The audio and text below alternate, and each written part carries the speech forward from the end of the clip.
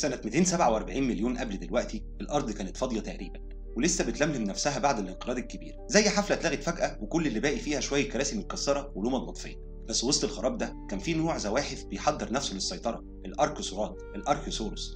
وتعالوا الأول نعرف الأركيوسورس أو الأركيوسورات. اسمهم معناه السحالي الحاكمة، وفعليا الاسم على مسمى. دول الجدود العظام لكل من التماسيح والديناصورات وحتى الطيور. كان فيهم تنوع غريب ومثير، فيه اللي طلع يطير، وفيه اللي قرر يطارد، وفيه اللي اختار يتحول لأسطورة بعدين. تخيلوا الكوكب كله ملعب وكل الأركوسورات دول لسه بيتمرنوا. واحد منهم كان شكله بيجري بسرعة، واحد تاني عنده ديل تقيل بيضرب بيه، وواحد تالت كان بيجرب يقف على رجلين بس، زي ما تقولوا كانوا بيجربوا النسخة البيتة من الديناصورات. طيب هل كانوا أول الديناصورات؟ بس استنوا شوية، الديناصورات ما ظهروش فجأة وقالوا ها نحن تاه، لا، ده كان انتقال تدريجي، وكانوا في الأول أصغر بكتير من اللي بنشوفه في الأفلام.